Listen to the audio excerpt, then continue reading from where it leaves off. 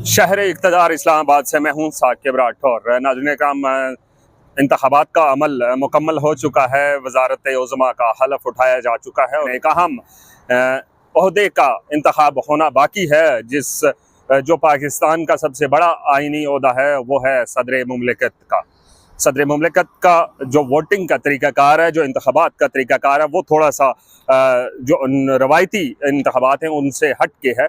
सदर पाकिस्तान के इंतख़ाब के लिए 9 तारीख़ को वोटिंग होगी और इस वोटिंग का प्रोसेस क्या होगा, वो क्या कुछ इंटरेस्टिंग चीज़ें जो आपके सामने रखना चाहता हूँ। सबसे पहली बात तो ये कि सदर पाकिस्तान के लिए 7 उम्मीदवारों ने अपने कागजात नामजदगी जमा करवाए हैं, जो स्क्रूटनी के बाद उनकी लिस्ट आज शाम 5 बजे इलेक्शन कमीशन के सामने आवेज़ा कर दी जाएगी। Election commission of Pakistan directly conduct करवाता है सदर पाकिस्तान के इंतखाबात। इसके अलावा जो हाउस के अंदर होने वाले जो ओहदे हैं, जिनमें वज़ीर आज़म है, जिनमें स्पीकर और डिप्टी स्पीकर के हैं, वो इलेक्शन कमीशन के दायरा इख्तियार में नहीं आते। सबसे इंटरेस्टिंग चीज़ जो इसमें यह भी बताता चलूँ कि जो सदर पाकिस्तान के लिए वोट कास्ट होना है, उसके ऊपर टिक निशान नहीं लगाया जाता, बल्कि क्रॉस का निशान लगाया जाता है। अगर टिक का निशान लगा दिया गया तो वो वोट रिजेक्ट तस्वर होगा। उसके बाद जो इंटरेस्टिंग चीज़ें आपके साथ शेयर करते चले कि जो वोटिंग का अमल है वो 10 बजे से 4 बजे के दरमियान होगा। इसमें जो हमारे रिटर्निंग अफसर और वहाँ पे प्रिजाइडिंग ऑफिसर होंगे वो हाई कोर्ट के जस्टिस, चीफ जस्टिस होंगे जो इस्लामाबाद के हैं, वो इस्लामाबाद में होंगे। जो सूबाई चीफ जस्टिस हैं वो वहाँ पे प्रिजाइडिंग ऑफिसर के और वहाँ पे फ़राइज़ अंजाम देंगे। लाहौर हाई कोर्ट के जो चीफ जस्टिस हैं वो 7 मार्च को रिटायर हो रहे हैं और वो इस अमल का हिस्सा नहीं होंगे। उनकी जगह पे मेंबर इलेक्शन कमीशन इसके प्रिजाइडिंग ऑफिसर के जो फ़राइज़ हैं वो अंजाम देंगे। जो सदर के इंतखाब के लिए तरीक़ाकार है वो हरूफ तहज्जी के तहत किया जाता है, जैसे अलिफ बे पे ते इस तरह होगा। और यूं 7 उम्मीदवार हैं, उनके हरूफ तहज्जी के तहत उनकी जो लिस्ट है वो आवेज़ा की जाएगी। इस अमल का हिस्सा बनने के लिए आपके पास असम्बली का जो रजिस्ट्रेशन कार्ड है उसका होना ज़रूरी है।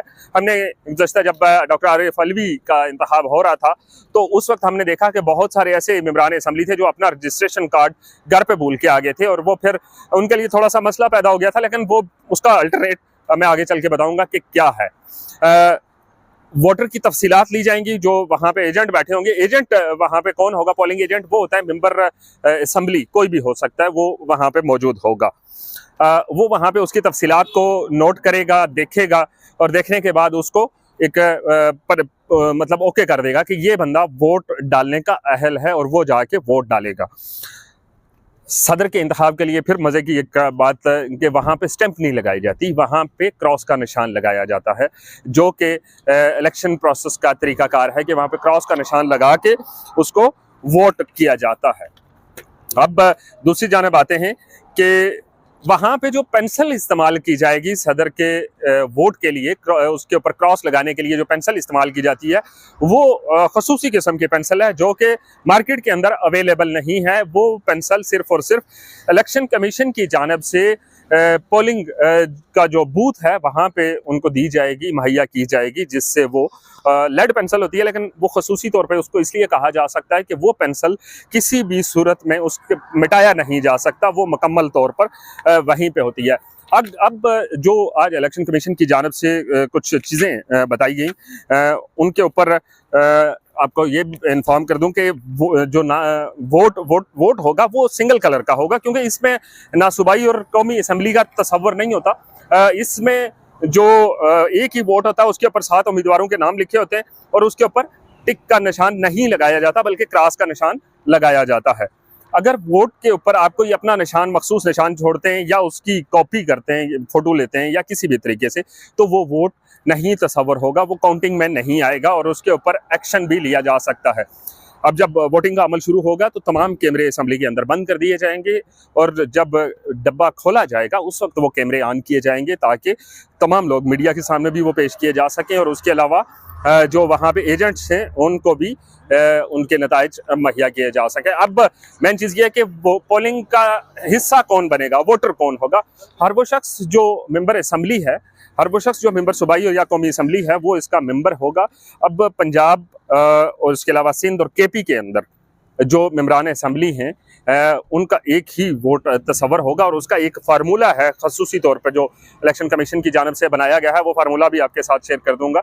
उस फार्मूले के तहत उनका वोट काउंट होगा। लेकिन बलूचिस्तान असम्बली क्योंकि सबसे छोटी असम्बली है और जो इस्लामाबाद जो मेंबर नेशनल असम्बली है ये थोड़ा सा इनसे हट के है इनका। अब पंजाब में अगर आपने एक मिसाल देता हूँ कि वो कुल जो वोटर हैं जिन्होंने वोट कास्ट किया उनको हमने ज़रब देनी है बलूचिस्तान असम्बली के 65 सीट्स के साथ। अब 65 सीटें उनको हमने तकसीम कर देना है जो पंजाब की टोटल 371 नशिस्तें हैं। अब उसका अगर हम आसान अल्फाज में उसको बयान करें तो आसान अल्फाज में ये बनता है कि अगर वहाँ से सदर आसफ अली जरदारी को या अचकजई साहब को 125 वोट पड़ते हैं, 125 वोट को हमने ज़रब देनी है बलूचिस्तान असम्बली की जो 65 सीटें हैं, 65 के साथ ज़रब दे के हमने उसको तकसीम करना 371 जो कुल सीटें हैं वहाँ की। कुल सीटों से तकसीम करने के बाद हमारे पास जो फिगर आएगा वो 20.90 होगा। अब उसमें भी ये है कि अगर 20.90 है तो वो क्या हम उसको 21.90 है तो 21 उसको काउंट करेंगे या 22 काउंट करेंगे? वो होगा 22, क्योंकि वो अगर वो 21.50 होता तो वो फिर 21 ही काउंट होता, लेकिन ये थोड़ा सा उससे मुख्तलिफ है। ये कुछ ऐसी चीज़ें इनवैलिड बैलेट पेपर कैसे होगा, इनवैलिड बैलेट पेपर के ऊपर अगर बात करें तो देयर इज़ एनी नेम, ये मैंने आपको बता दिया कि नाम, निशान या कोई भी मखसूस अलामत अगर आप वोट के ऊपर लिखते हैं या उसके ऊपर तहरीर करते हैं जिससे ये अंदाज़ा हो कि आपने किसी को दिखाना मकसूद है तो वो वोट आपका काउंट नहीं किया जाएगा। ये तरीकाकार है।